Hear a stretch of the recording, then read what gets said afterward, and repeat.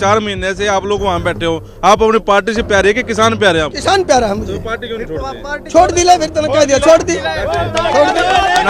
छोड़ ऐलान कर दिया बीजेपी रिजाइन, बीजेपी से रिजाइन, बीजेपी से रिजाइन। तार दूंगा शाम को जाकर झंडा तार दो। मैंने आज आपका वो वीडियो देखा था जिसमें आपने कह के जगबीर नेताजी की भारतीय जनता पार्टी छुड़वाई है, और मैं ये कहती हूँ कि आपने कहीं ना कहीं कुछ अच्छा ही काम किया है।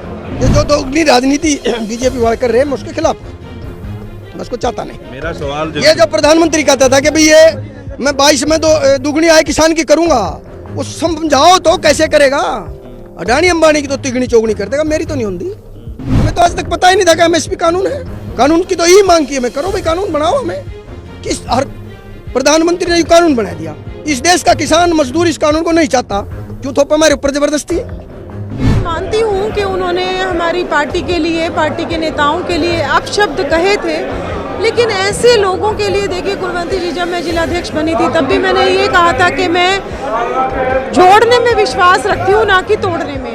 तो ऐसे लोग जो किसी भी तरीके से पार्टी की अवहेलना करते हैं, हमारे नेताओं के लिए कुछ भी बोलते हैं, तो मैंने अपने मन में यही साधा था कि ऐसे लोगों को किसी भी तरीके की कोई भी जिम्मेवारी नहीं दी जाएगी। ये तो किसान को समझाने जा पिटा है जानने गम्मा में जोर से जो किसान को समझाने जाओ तो जाओ गम्मा में, उनको बढ़िया प्रसाद मिलेगा। तो सच्चाई है यार, उनमें दम कितना, उनका दद्दा भी डरा करता। ये तो लोग खाम खाए हुए भी खड़े हैं। चौधरी देवलाल बड़े डरपोक आदमी थे और उसी की ये औलाद है। ऐसे लोगों की संगठन में चर्चा भी करनी पड़ती है, और संगठन में चर्चा करने के बाद जो जरूरी एक्शन होगा वो भी ले लिया जाएगा। लेकिन मुझे लगता है आज आपने जो एक्शन हमने लेना था वो एक्शन आपने अपने आप ही दिलवा दिया, तो अब आपका मैं बहुत बहुत धन्यवाद करती हूँ।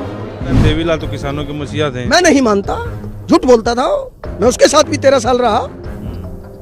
वो तो किसान को नाम करता था, अपने परिवार को पालता था।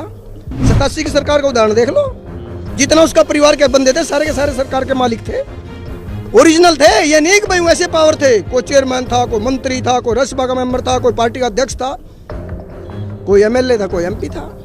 वो तो इस प्रदेश के सबसे बड़े चोर हैं। देवीलाल परिवार तो इस प्रदेश का सबसे बड़ा चोर है। 37 पेंशन आज उनके पास, नहीं तो पढ़ देनी लिख देनी। एक बार एमएलए बना, ठेका पेंशन ले ला, ठाट ले 5 साल सर। मतलब ये धन्यवाद टोंट वाला धन्यवाद है, या वाकई में आप दिल से धन्यवाद करके ऐसे नेताओं को पार्टी में नहीं रहना चाहिए? मैं आपका दिल से धन्यवाद करती हूँ। 30 साल से हूँ, 30 साल से ना छोड़ रहे हो पार्टी? बस तनख्वाह दिया, मैं छोड़। मैं नहीं कह रहा, अपने दिल की यहाँ से छोड़ दी। ये भाई ये दोगली बात कर रहे हैं, मतलब छोड़ भी दिया नहीं भी छोड़ दी। तुम हमें रिजाइन कर दिया, छोड़ दिया मुझे। क्या पद था आपके पास? किसान नेता था बीजेपी का। पद तो मैंने कभी लिया ही नहीं इस पार्टी से। ये कुलवंत जैसा कोई आया नहीं और इसीलिए मैंने छोड़ी नहीं। देखिए, इसके लिए मैं अपने प्रदेश अध्यक्ष जी से बात करके, और जो आधिकारिक तौर पर संज्ञान लेना होगा वो पार्टी के लेवल पर डेफिनेटली संज्ञान लिया जाएगा। नायक फिल्म तो आपने देखी होगी। उस फिल्म का सबसे फेमस डायलॉग पार्टी की मीटिंग समझकर बुरे फंसे नेताजी। फिल्म का एक सीन याद होगा आपको, जहां से पूरी पिक्चर ही बदल जाती है, जब अनिल कपूर रिपोर्टर के तौर पर अमरीश पुरी, जो कि फिल्म में एक नेता हैं, उनसे सवाल जवाब करते हैं तो सवालों के घेरे में ऐसे फंसते हैं कि वो अपना पद एक दिन के लिए छोड़ देते हैं। कुछ ऐसी ही एक फिल्मी घटना हुई पानीपत में। हालांकि इसे हम घटना नहीं कहेंगे, क्योंकि खुद बीजेपी पार्टी की नेता ने कहा कि जो हुआ अच्छा हुआ। 30 साल से एक नेताजी पार्टी में रहे, लेकिन पिछले 4 महीने से वो किसानों के साथ उनके बीच में रहे और अपनी पार्टी के खिलाफ बोलते रहे।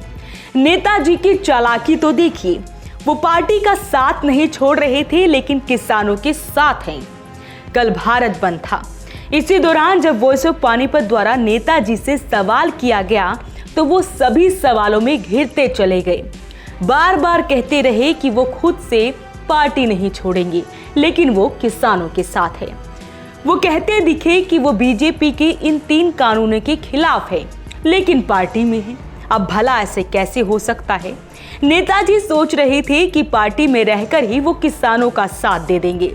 अब भला बीजेपी पार्टी में ऐसे कैसे हो सकता था कि वो पार्टी में रहकर ही उनके खिलाफ हो जाएं? एक ही काम हो सकता था, या तो पार्टी में रहकर बीजेपी का साथ दें या फिर किसानों का साथ दें।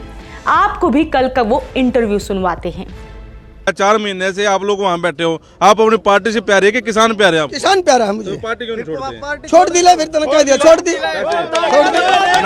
छोड़ ऐलान कर दिया बीजेपी रिजाइन, बीजेपी से रिजाइन, बीजेपी से रिजाइन तार दूंगा शाम को जाकर ना।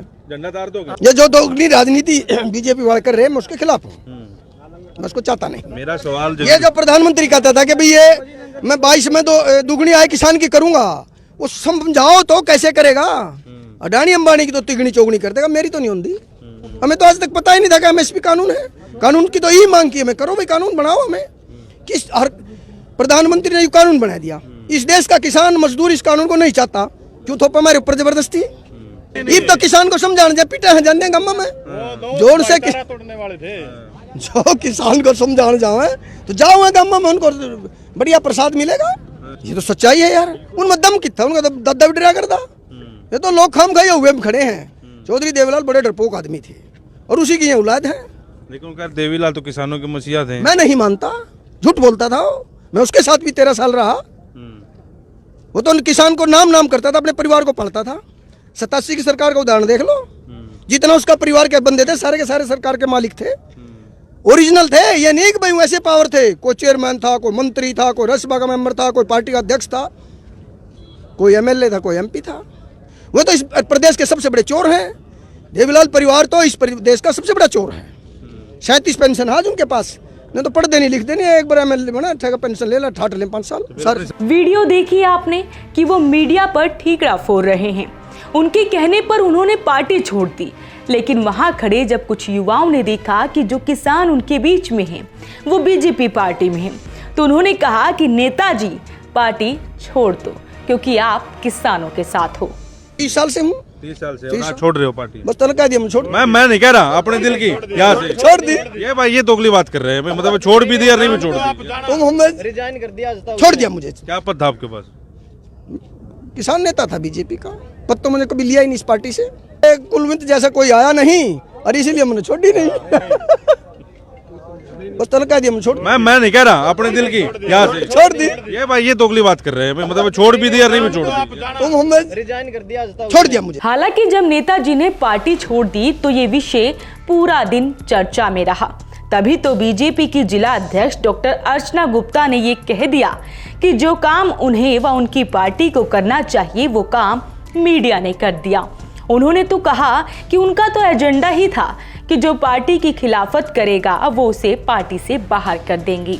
मैंने आज आपका वो वीडियो देखा था जिसमें आपने कह के जगबीर नेताजी की भारतीय जनता पार्टी छुड़वाई है, और मैं ये कहती हूँ कि आपने कहीं ना कहीं कुछ अच्छा ही काम किया है। मैं मानती हूँ कि उन्होंने हमारी पार्टी के लिए, पार्टी के नेताओं के लिए अपशब्द कहे थे, लेकिन ऐसे लोगों के लिए देखिए कुलवंती जी, जब मैं जिलाध्यक्ष बनी थी तब भी मैंने ये कहा था कि मैं जोड़ने में विश्वास रखती हूँ ना कि तोड़ने में।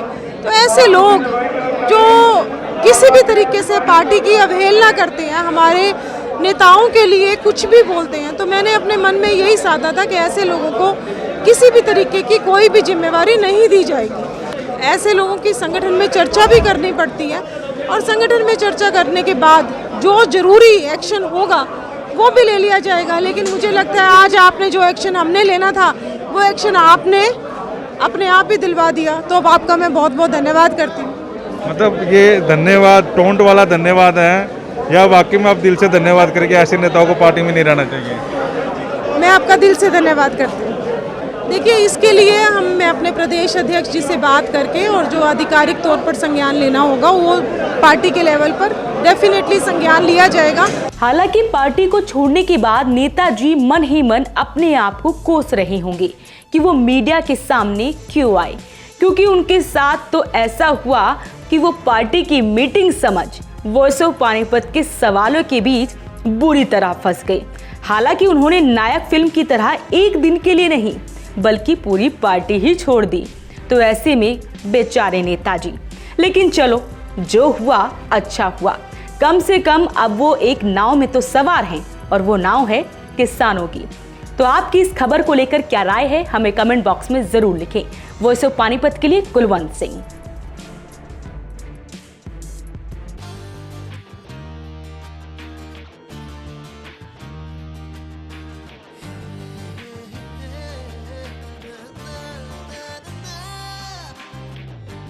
colors to your learning, life will be shining.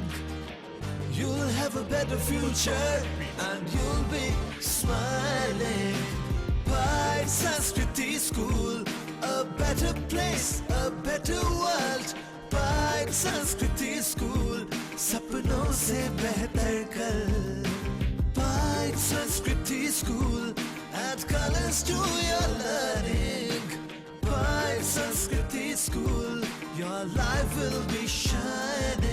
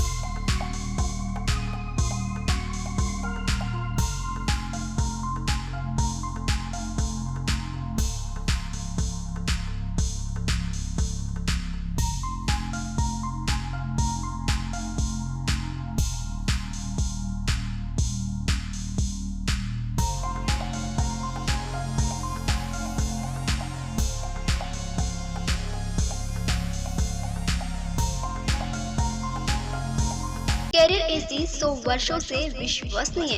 AC brand 50 degree तापमान में भी कूलिंग करे। कैरियर एसी 0% फाइनेंस आसान किश्तों में उपलब्ध। Carrier AC 100% copper coil. Carrier AC चलता जाए सालों साल। कूलर ही कूलर, एएसएम कूलर हर घर की पसंद। 100% कॉपर मोटर में एएसएम कूलर कूलिंग में नंबर 1।